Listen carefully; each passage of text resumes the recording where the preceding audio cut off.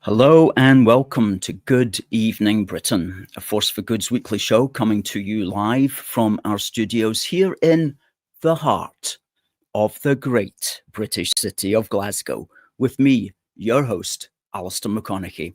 We are broadcasting on all our digital platforms throughout the United Kingdom and across the world. We're bringing you quality pro-UK comment and analysis every Wednesday from 7 until 8 p.m.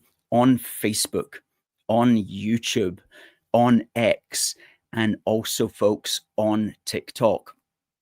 Please do send in your greetings. We love to hear from you. Please do send in your comments. Please do send in your questions, and we'll do our best to read them out and to answer them, because we love to hear from you wherever in this great nation or the world you are watching from. Now, we're very pleased tonight to have a guest at 7:30, and it is a man who is going to tell us all about our 92 county nation. It's the chairman of the British Counties campaign, Gerard Dugdill, and he'll be coming on at 7:30. And if you're watching on TikTok, folks, please go over to YouTube to watch that interview, or Facebook or X. Talking about all of which, please do give us a repost, folks. Please do give us a like. Please do give us a share, because that really helps the algorithm, and it helps this program, this hourly, weekly program, this patriotic program, to go out to even more people who will learn about it, who know about it, and who will enjoy listening to it. So please, folks, on Facebook, give it a share. On YouTube, please subscribe. On X, please do give it a repost. That's really, really helpful. And thanks to all the folk joining on TikTok to say hi. And we love to hear from the folks on TikTok as much as anybody else. Folks, we've hit 25,000 followers on TikTok. We hit that this week. So if you're not following us on TikTok, but you're on TikTok, please do give us a follow. It's tiktok.com/@ UK A Force for Good. You have to put the little @ figure in there on TikTok. Great platform. We've been getting hundreds of views of our videos this week. Really, really pleased with everything that's going on TikTok. And we're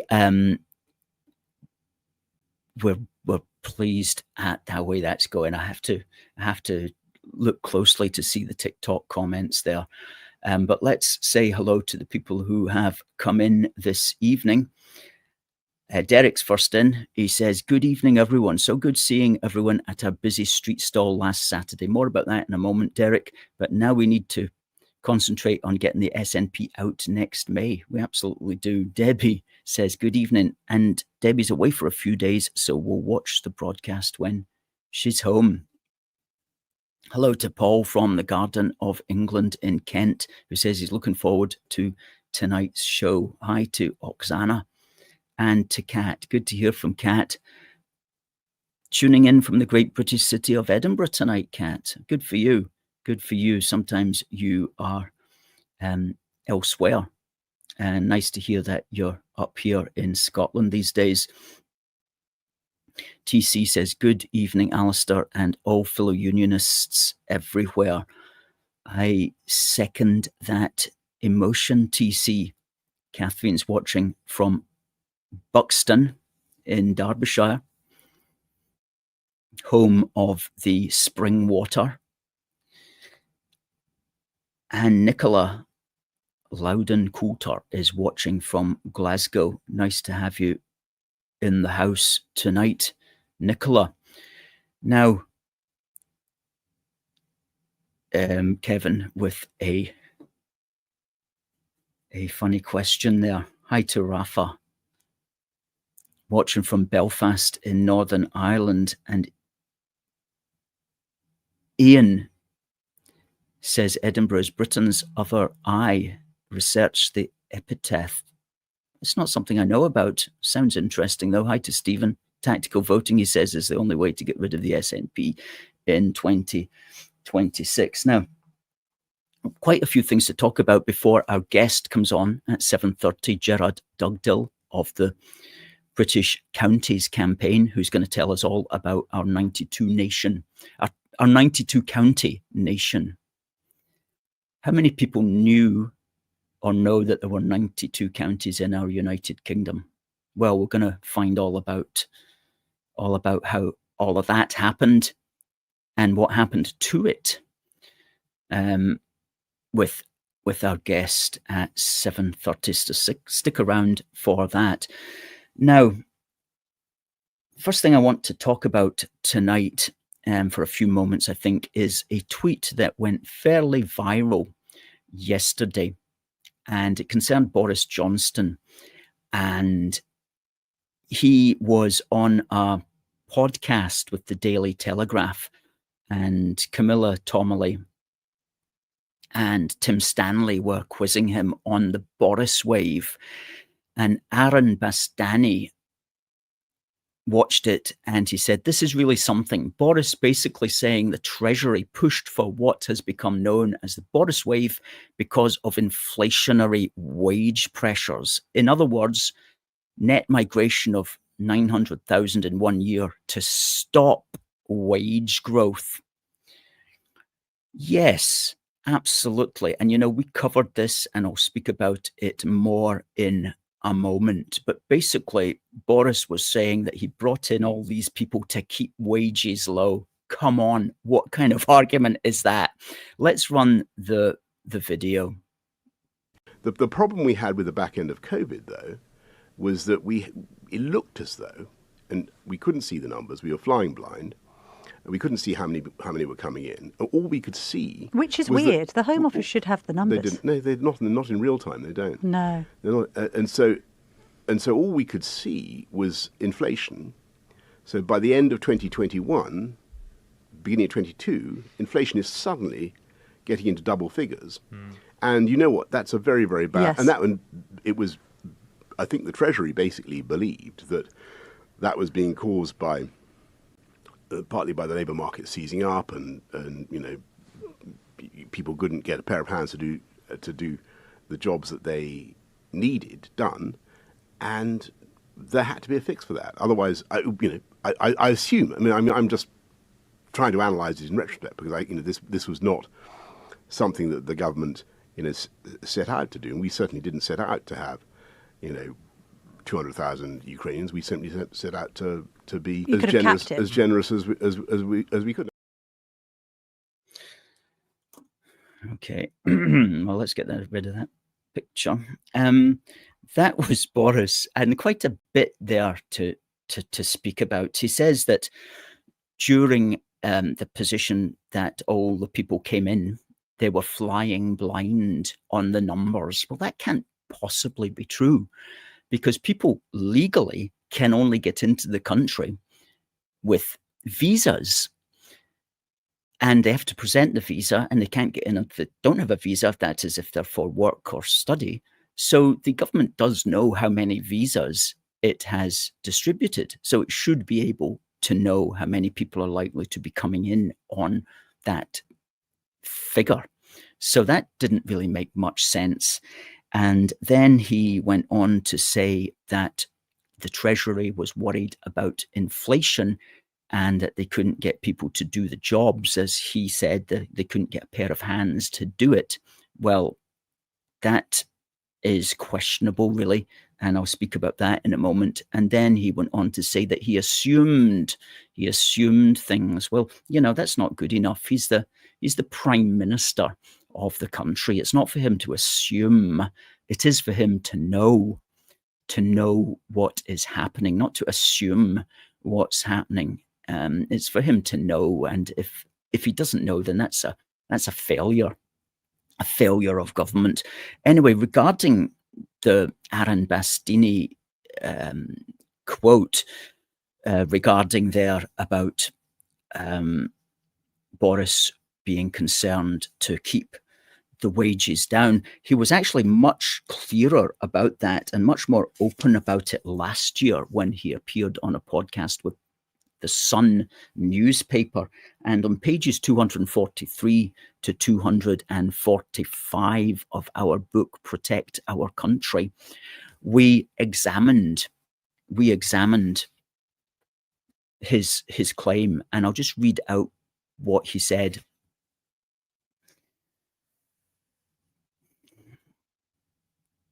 Basically, on the video, which you can find on the internet, Boris Johnston explained that he brought in hundreds of thousands of immigrants in order to keep inflation down. And the idea here is that in order to keep prices low, you need to keep wages low. And in order to keep wages low, you need a large amount of surplus labor so that employers are not compelled to raise wages. And keeping wages down is actually probably the poorest possible excuse for mass immigration you could possibly make. But Boris continued to make it with a straight face. This is what he said last year. As we came out of the 2020 period, what happened was that we had a nightmare where we couldn't stack the shelves and we couldn't fill the petrol stations with petrol. Everybody was freaking out. Every business and every department of state was saying we need pairs of hands to get things done. And when it was pointed out to him that this was not the promise of Brexit, he responded by explaining that his aim was to prevent a surge in inflation. And he said this, quote, he said, "Inflation is a huge destroyer of prosperity and investment. I remember the 1970s. It was absolutely appalling. You get into an inflationary spiral and it saps the strength of the economy completely. So we had to get inflation down." So his idea was the more people that come in, the more labor there's going to be, the more employers will be able to find people at the lowest possible minimum wage. And that's the situation that we're still in today. If you apply for any job in Glasgow, relatively unskilled jobs, they're all minimum wage. All of them are minimum wage. So I would say to Boris, if I had been interviewing him there on the Daily Telegraph podcast, I don't think that's the most moral case that you can make for mass immigration, Boris, quite frankly. And it's wrong economically as well, because large numbers of people will inevitably push up prices in other areas, such as housing and public services and the welfare system and so on. So I don't think that that was a very good argument that Boris made. And it also, I think, has compromised our economy, because here's a cutting that I've been looking to use for a couple of months now. Almost 1 million young Britons idle as migrant workforce soars. This is from the Daily Telegraph of the 24th of August. And it says here, almost 1 million young Britons have been left idle, while the number of migrants aged under 25 with jobs in the UK has risen fourfold. Researchers found that the number of Britons aged 16 to 24 who are not in education, employment or training, so-called NEETs, N-E-E-T, has increased by almost 200,000 since 2020. It has been compounded by a slump in the number of Britons under 25 in paid employment, with 49,000 fewer on company payrolls than there were 5 years ago. So 49,000 fewer British citizen 16 to 24-year-olds are in employment just now than 5 years ago. But by contrast, the number of non-EU workers aged under 25 employed by British companies rose by 315%, or 258,000 between January 2020 and December 2024. Like, basically what that's saying is all the jobs are going to these, is virtually saying that all these jobs are being taken by what they're calling here non-EU workers. And so this report by the Centre for Social Justice suggests, and it's a Tory think tank, but their suggestion has also been supported by Lord Blunkett, the former Labour Home Secretary.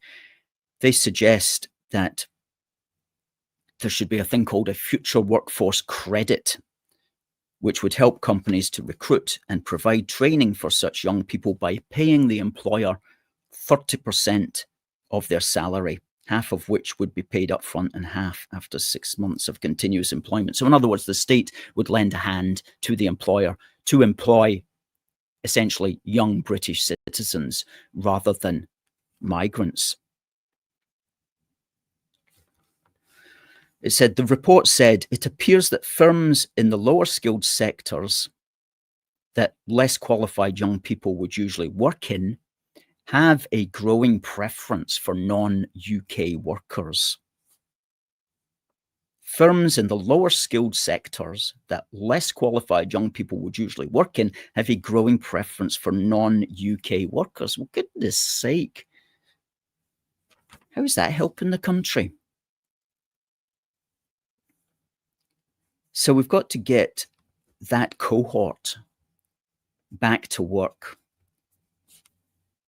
Because in that, as I say, in that less qualified sector, there is an absolute endless number of non-British workers available. An endless number that's increasing every day. And as I say, I have experience in looking at the job market in Glasgow, and it's all just minimum wage because employers don't need to pay anything other than that, because the amount of labour there is just off the charts. And of course, if you've come from abroad, you'll definitely be happy to take that minimum wage job. And so I should imagine that the employers have absolutely no shortage of potential people that they can employ. So it's something that really needs to get sorted out, is what's happening to our young 16 to 25-year-olds who are losing out in the job market, as the migrant workforce soars. Very serious issue, which I would like to hear more about. And we do look at this in our book, Protect Our Country, a big book for the Union, Volume 2. We do look at this whole question about vacancies. The idea, we point out, is that as you bring in more and more people, then you do create a greater demand for even more and more people in a vicious circle. Okay, so who's going to deal with that these days? Are the main parties looking at that? I would like to think that they are. I know that some of the other parties are definitely looking at it.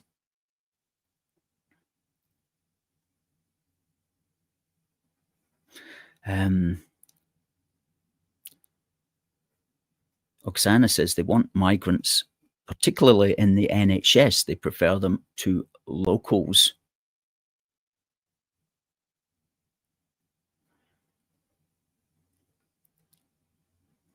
Catherine says, just vote reform and get reform. Let's give them a chance. Well, interesting that you should say that, because I was looking at this and I unearthed this cutting today.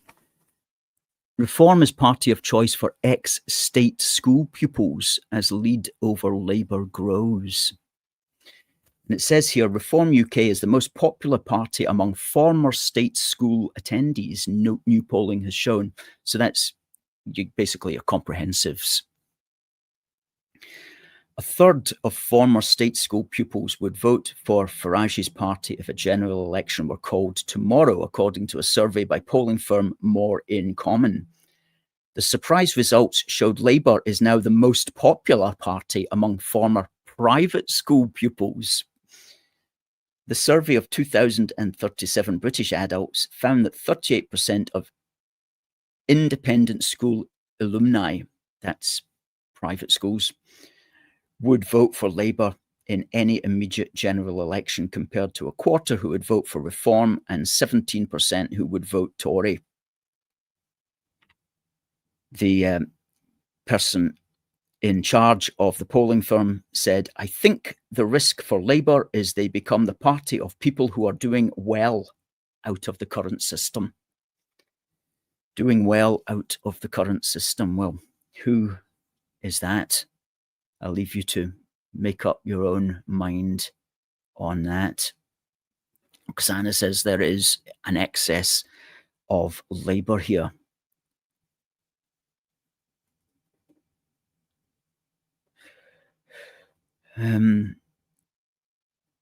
Hi to Robert. Nice to see you in the house.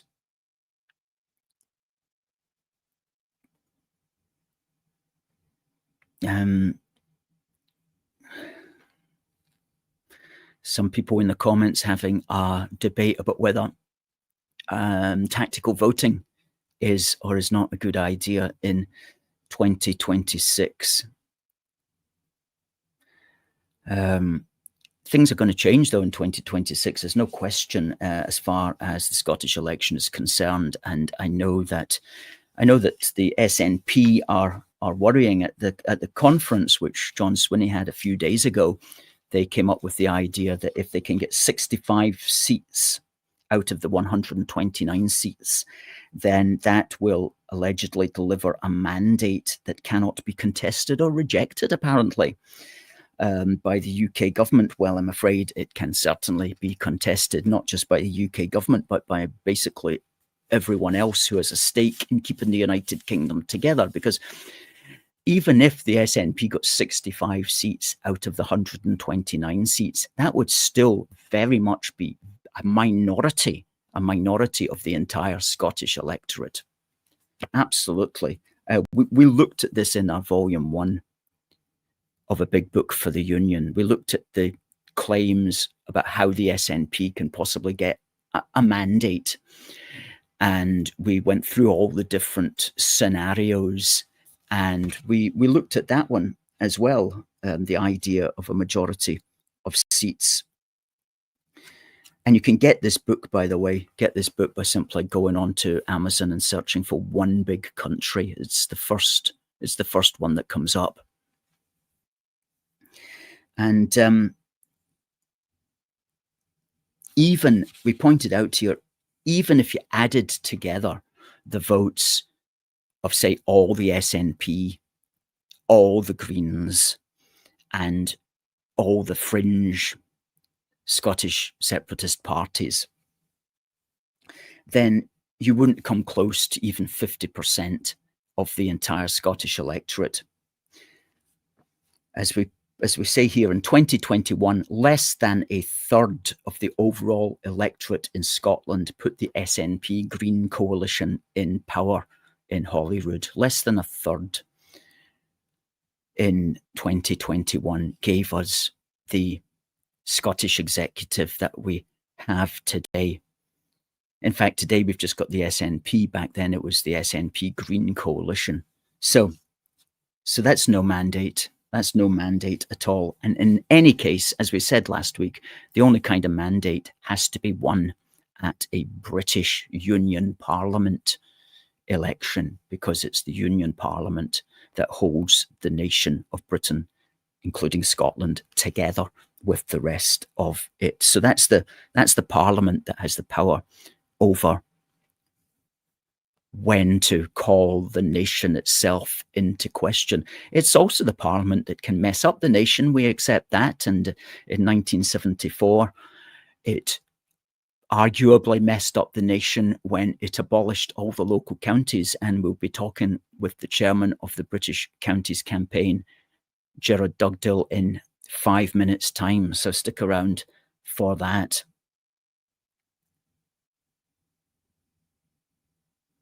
Kevin says, if you are a young person living at home in an inner city area, you can hardly go and work for minimum wage. Mine was away from home. Well, certainly in some of the big cities, rent is, of course, extortionate as well, and you would struggle to pay rent unless you're several people to a house.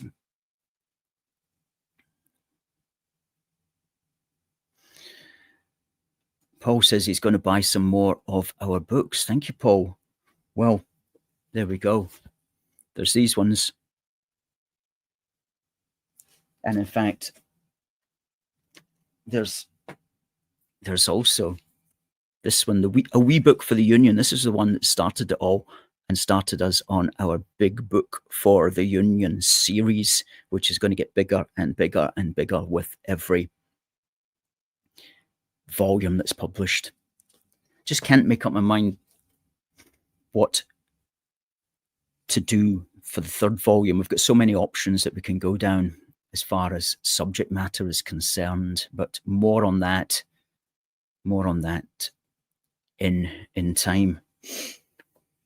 So yeah, continuing to talk just for the next 2 or 3 minutes on Holyrood. Found this interesting article. SNP and Greens hijack Constitution Committee to force Indie-Ref debate vote. Now the Constitution Committee is the Scottish Parliament's Constitution and Culture Committee. And the SNP and Greens have got it working on, quote, the options for a legal mechanism for triggering another separation vote. In other words, back to this mandate carry on again.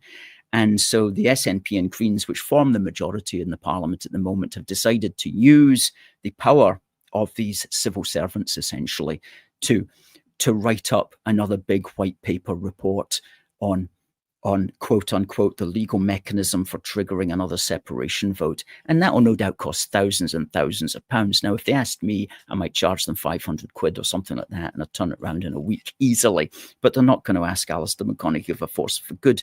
They're going to go to the civil servants and they're going to be making a big song and dance about it. And it's going to cost thousands and thousands and thousands of pounds. Anyway, what I liked to see here was that the Tories came up with their own proposal.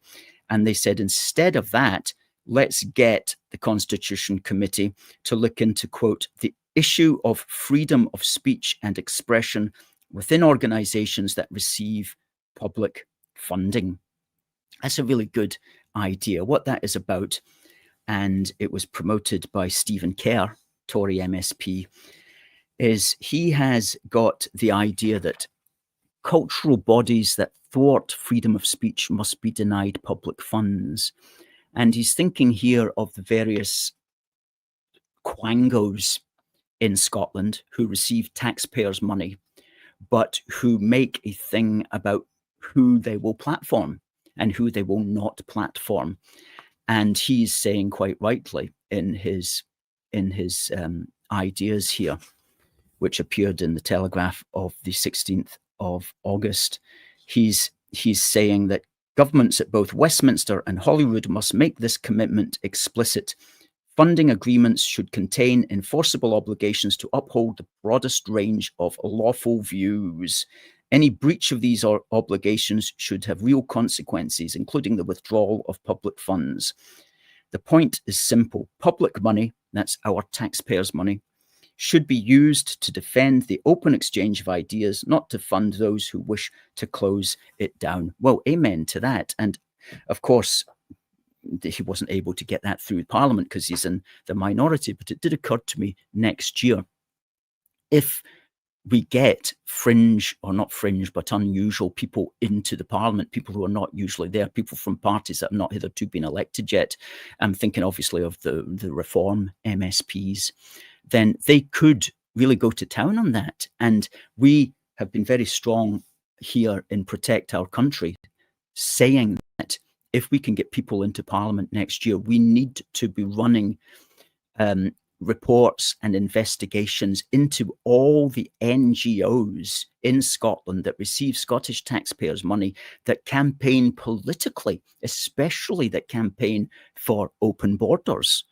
And there's a lot of those groups in receipt of public funds, and they're openly campaigning against groups like A Force for Good. When we had our Enough is Enough rally outside Holyrood last September, we could see the logos of all of these groups that we're funding shouting against us. It's just completely ridiculous. And so these are things that need to change, and in time they will change. But folks, if you're watching on TikTok, we're going to have to say goodbye to you guys because you won't be able to see this interview. So I'll say goodbye now. Thanks for everybody who's commented on TikTok. If you want to see the interview with the British Counties campaign chairman, please go to youtube.com/UK A Force for Good. Now, folks, please say hello to Gerard. Hello, good evening, folks. Good evening. Thanks very much indeed for coming on. Thanks, Alistair. Very pleased to have you. This is an extremely fascinating piece of social and cultural history.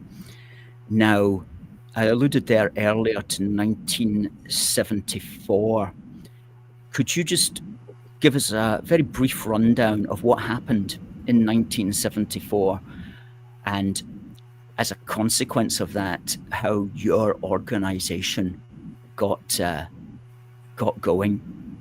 Well, of course, it was 1975 in Scotland, so it was the 74 in England and Wales, and 75 in Scotland, and there was like legislation bubbling away in the ether from basically the 1960s, really, and it was like picked up and worried alternately by Tory and Labour governments, but we sort of think that behind the scenes, it was the bureaucracy thinking that we needed a new administrative map of the UK, that the administrative areas needed to be shaken up a little bit. But what they did in doing that was that they confused identity of administrative areas with the historic traditional counties of Britain, which, as you said at the start of the show, that there are 92 counties. So in 1974 and 1975, they created this new map of administrative areas. But instead of, for example, simply calling them council areas, they called them counties. They called them counties in England and Wales, and in Scotland in 1975, they called them the new areas regions. So it just started to create complete confusion about what sort of little historical area, be it Lancashire or Perthshire or Glamorgan, that you'd lived on generations before you had lived, and where a lot of your roots were. And it took a long time through the 1970s and 1980s for people to really realise what the government had done. People couldn't quite understand it. Like, as far as officialdom was concerned, the counties had actually changed.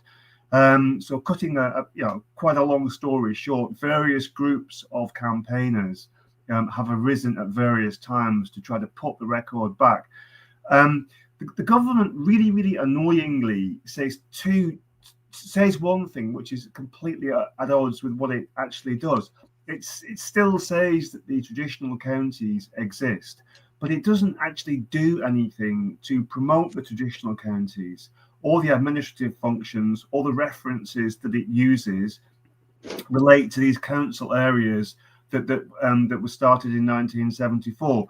So groups have tried to sort of push the point that the counties still exist, but they need some form of protection. They need legislative protection to say, okay, government, put your money where your mouth is. If the counties still exist, we need legislation to say that they were not changed by the changes in 1974 and 1975. They still persist, and they can still be used for a variety of what I like to call sort of soft cultural uses, ranging from anything to tourism, ancestry, sport, your local bridge group for your area, whatever. That's what they can be used for primarily, and that's what we'd like to see happen. And just one final sort of caveat on that: there was a feisty old Yorkshire lady called Pam Morehouse, who started a petition of hers. I think you're going to put the address on later on.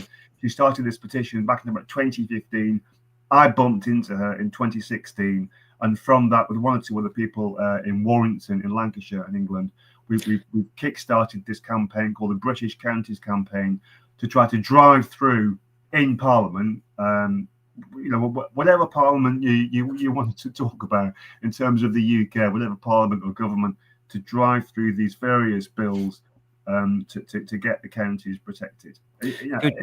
Sorry, go on, please. Yes, we've got a good picture of yourself with Pam, actually. Great. And Fantastic. with the chap who's now with GB News. There she is. There, absolutely. She's a very, very, very sweet lady, but I missed out.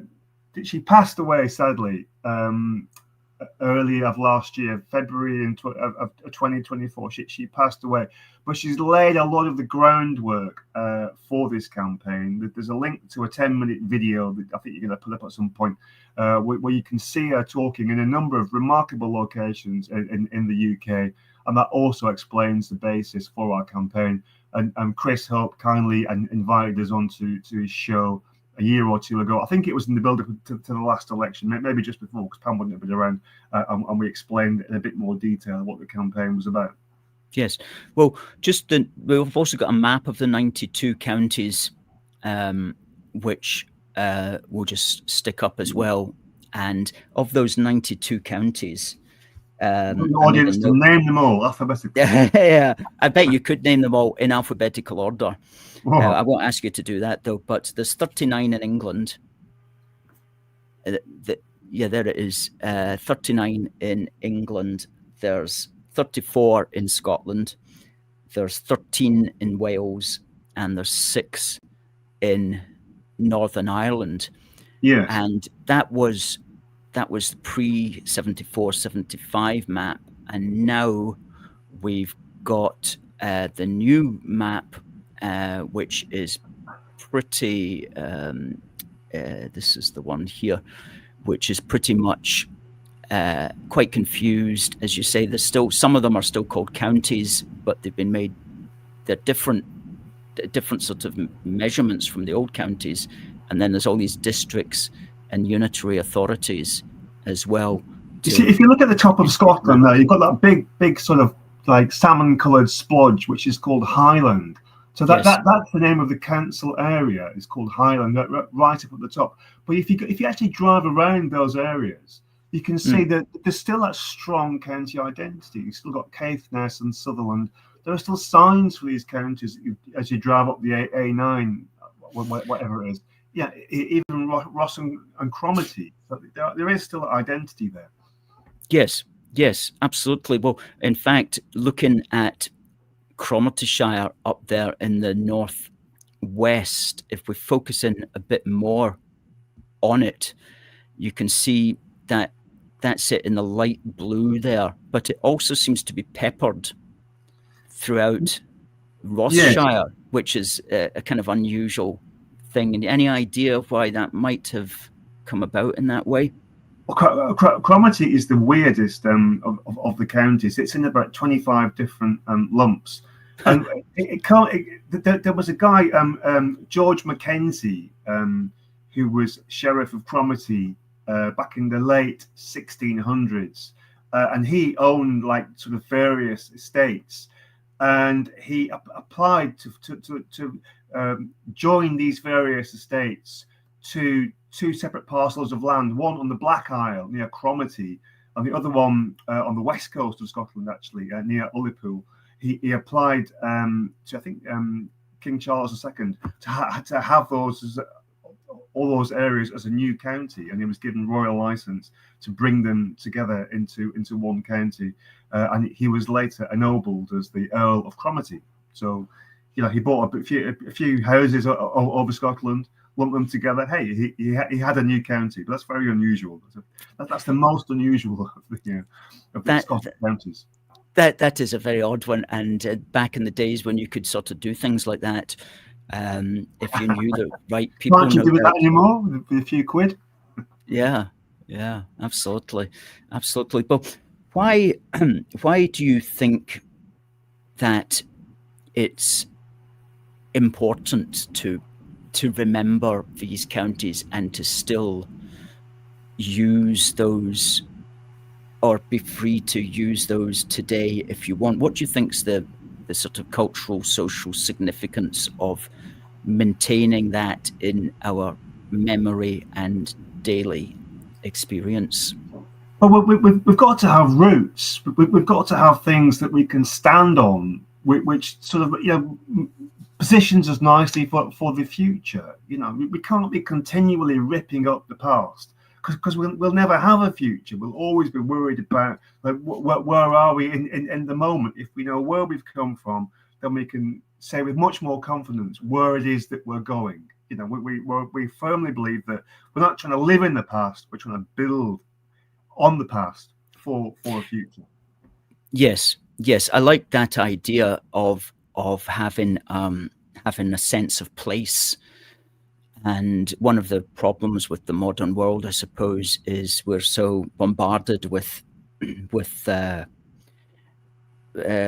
sensory things from all around that sometimes we don't feel grounded in an actual physical place. And so that sense that you come from somewhere, or that you belong to somewhere, or that you've got a loyalty to somewhere, I think it's important. And when it's good to say I'm from, I always say, people say, where are you from? I'll say Ayrshire.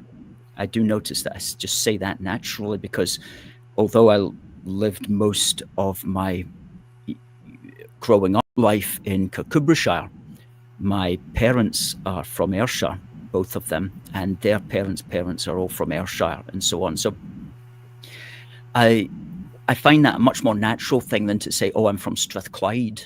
I'm from Strathclyde Unitary Authority, or whatever it is. That doesn't. I remember back in '75 when this happened, and I remember the grown-ups at the table were like, don't like this idea, let's keep Ayrshire. What's all this Strathclyde thing?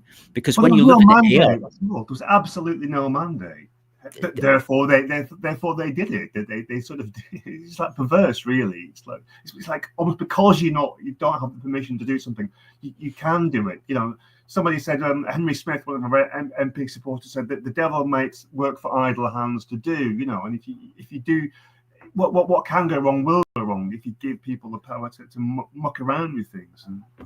Yeah, and the 70s was a period when they were mucking about with an awful lot of things, really. Yes. It starts in that time, and it's a child of the same time. I mean, obviously, there's a sort of that smell of the evolution of the common market and us going into what ultimately became the EU at that time. I mean, they were also children of the same time, really, where we were creating a new Britain. We were forgetting everything that we'd done in the past. We were redrawing, ripping up maps according to the whims of the latest political Johnny-come-lately, whatever, otherwise known as Michael Heseltine, of course. And that's the way it went back in the day. Yes. Here's a good question from Paul Hadlow for you, which you might be able to answer. He says, is Cornwall a county, a country, or both? And then he says, weirdly, an isolated blob of the Duchy of Cornwall is in North Kent. Well, I didn't know about the North Kent blob. You do get these odd detached parts, of course. I mean, I would say that Cornwall is both a county and a nation. The Cornish are obviously extremely proud, and they would consider themselves to be a nation, have sort of semi-national identity or full national identity. But what we also would say is it's one of the traditional counties as well. Hopefully that's something he would agree with. Yes, well, there's your answer, Paul. Thanks for writing in. Dominic says, sometimes people lump North and South Lanarkshire into Lanarkshire.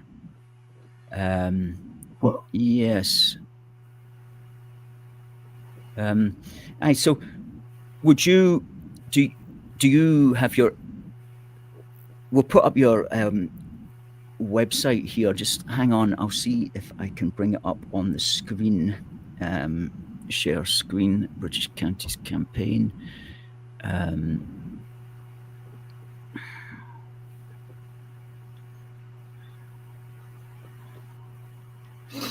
So this is your website. Do you have a video here? we do. I mean, Video, I don't know if we'll have the sound on this. Are you hearing the sound? I am. You are, good. This isn't.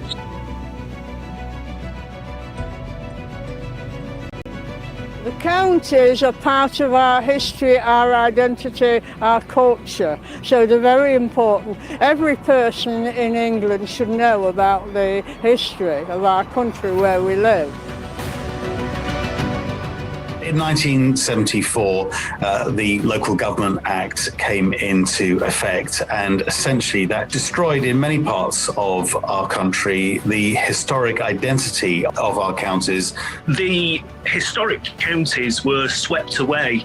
In 1974, there were changes writ large, and it just completely altered the map of England. Wales and Scotland are totally confused. They got rid of all the Welsh counties and made new ones, Powys and all the others. Scotland was also changed. Not a single person wanted any changes, so they made us. The change was forced on people. The change was forced on people. Yeah, that sounds fairly typical, I have to say. And that was Pam Moorhouse there.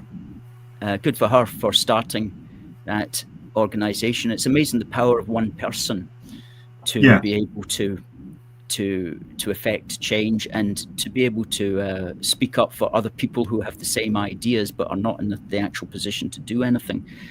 So yeah, that's good. So you've also got, and I think it's maybe on your, you've got a petition. If you go to this website, which is britishcounties.org. We've got the address up there on the screen. If you go here, you can click through to this petition, which at the moment has almost got 3,000 signatures. And that Pam's County petition, Get Back Our British Counties. Restore the historic British counties to their rightful place. Make sure they are properly recognised, signposted and marked. Use them as a fixed frame of reference for a variety of purposes across all media. And then there's an explanation there about why it's important. And you've also got, which I found interesting, you've got a draft bill here. Yes. Which sets out, well, what does it set out exactly, the draft bill here? Well, we are trying to achieve three things. There are so many different types of county throughout the UK. There's about 7 different types of county: administrative county, traditional county. In Scotland, you've got these things called registration counties, which we use for births, deaths and marriages. What we're saying is there is just one type of county, which is the traditional county that have existed for hundreds of years, if not longer. So that's point one. Number two, we want to align what's called the lieutenancies, all the ceremonial functions. When a mayor is turning up to open a new school or hospital or whatever, we want those lieutenancy areas to be aligned to the traditional counties. So it will be like the Lord Lieutenant of Perthshire or Lanarkshire or Yorkshire, whatever, turning up to open a new school or hospital. And the third thing is that we just want to stop all confusing like name clashes. So, for example, just talking about England for a second, a place like, I don't know, the Vale of White Horse, which is traditionally in the county of Berkshire, that is administered by Oxfordshire County Council. So people are going to start to get confused. What, are we in Oxfordshire because we're run by Oxfordshire, or are we in Berkshire because we've always been in Berkshire? So we want to go through the whole of the UK with a fine-tooth comb and remove all of those confusing clashes between the names. I think that's a great idea. It would certainly be a lot of work for the civil servants, but at least Well, it they're going would to keep sack them. the civil servants because they're the ones that get in the way and meddle with everything, and change it back to what they want. We can throw them in the bin for change, and we'll have like 4 or 5 guys with laptops who sort it all out. Take us maybe 3 or 4 days. Give us on the weekend. Yes, good point. If the will is there and if they've got clear direction, I guess it could be done really quite quickly. Yeah. It's a great idea, and I definitely love it, and we'll certainly do what we can. I mean, I do notice that there is a little bit of movement towards these sorts of things, in the sense of we do have a day in Parliament Square that's British Counties Day. Yes. And the traditional counties. Yes, absolutely. Only traditional counties can have a registered flag, a flag registry. Now, one of the curious things is that there's only 40 flagpoles around Parliament Square, so I think we're starting to run out of flagpoles.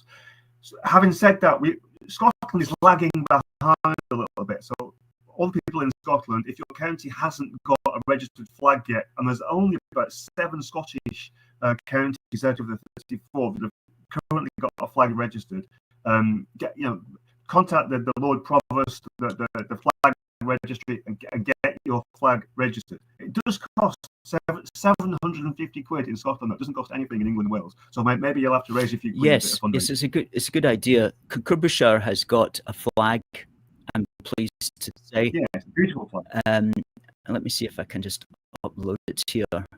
I've got it. So, yeah, I like the idea. In creating the flag, what it does, from what I've seen, is they'll find historical relevancies. That's a nice flag, isn't it? A beautiful flag. Yes, absolutely. And what's the thinking here? It features a counter-changed design of green and white with a charge of the pectoral cross found on the body of St. Cuthbert, the patron saint of Northumbria.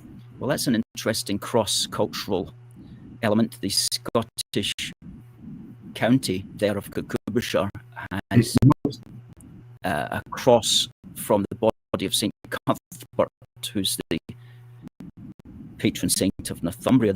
The flag was designed by the Flag Institute's Philip Tibbets. The green and white emblem represents the checked cloth with the St. Cuthbert's cross sitting on top. Oh, hang on. The town and county of Kirkcudbright were named after the saint, with an early rendition of the name being Kirkcudbright, derived from the Scots Gaelic Chapel of Cuthbert. Right, it's got the Scottish flavour. We're getting warmer. Right, yes. The Anglo-Saxon saints' remains were kept in Kirkcudbrightshire for 7 years between exhumation at Lindisfarne and reinterment at Chesterley Street. In Durham, of course. Right. Yes. That's interesting. I didn't know that either. That's the good thing about these county flags, is they bring out that history from the past, and they make it relevant once again. So that's another good part of the whole county. One final thing, Alistair, just to interrupt, that they were also trying to do. We're trying to run a series of awards schemes celebrating achievement in all the traditional counties. So, personality of the year, sports team of the year, museum of the year, even something like councillor of the year. So, if anybody wants to get in touch and help us do those schemes for any of the Scottish counties, indeed any county in the UK, then please do contact us. Good. Well, people can contact you through your website, which is britishcounties.org, and from there you'll also find a link to the PAM petition, but you can also go to it directly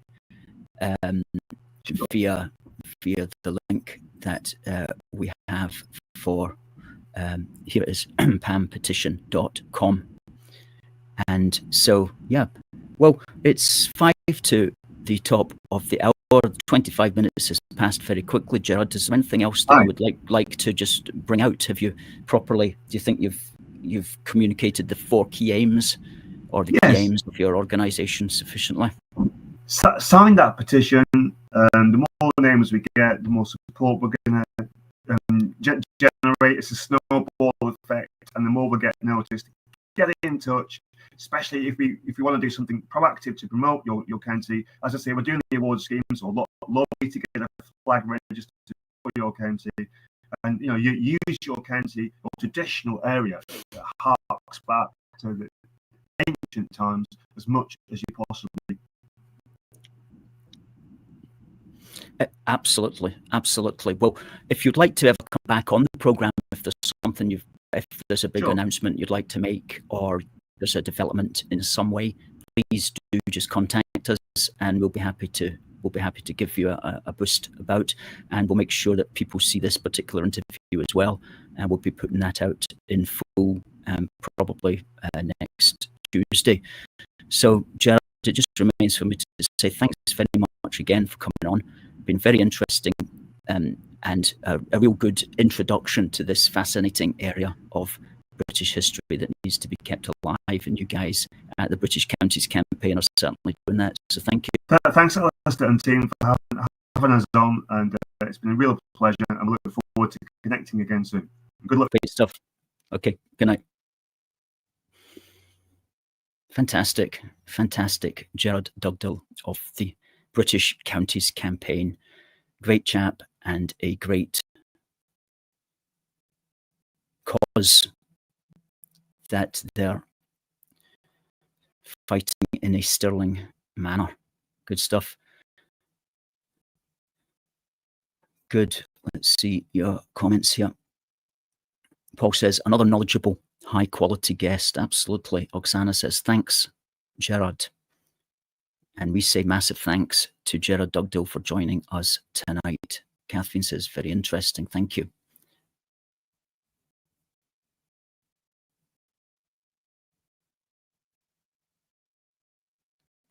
Thank you, Derek, who says, great show from the AFFG team as always. We definitely do. We do deliver. I have to say, we do deliver the goods. Now, folks, we'll be back next week. But as always, I like to give a plug, if I haven't already, I think I might have, to our new book, Protect Our Country, a big book for the Union, Volume 2. All you need to do is go to Amazon, search for Protect Our Country. Now, this is a book, 315 pages of policies to stop mass immigration. Solution orientated, it gives you the clear moral philosophy to understand. You can also simply scan that up there, that QR code, and that will also take you to the page. And you can also go to our shop, where we have a variety of things as well.